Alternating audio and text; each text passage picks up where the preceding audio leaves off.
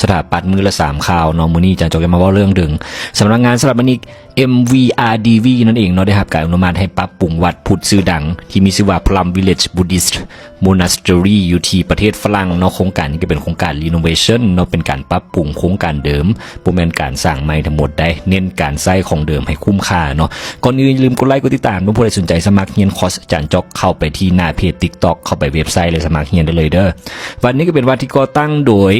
ที่นันฮันเนาะเป็นวัดพุทธที่ใหญ่ที่สุดอยู่ในยุโรปเนาะทุกปีก็มีคนมาปฏิบัติธรรมกันหลายแห่งเนาะบางช่วงก็หลายถึง800คนจนพื้นที่บ่เพียงพอทีมสถาปนิกก็เลยออกแบบเรือนพักผู้มาเยือนเนาะหรือว่า guest house นั่นเองเนาะแล้วก็มีอาคารพักเมซีนันเนอร์สลีเงินพักเมซีเนาะแล้วก็ปรับปรุงห้านหนังสือของวัดและก็อาคารใหม่เนาะโดยการใช้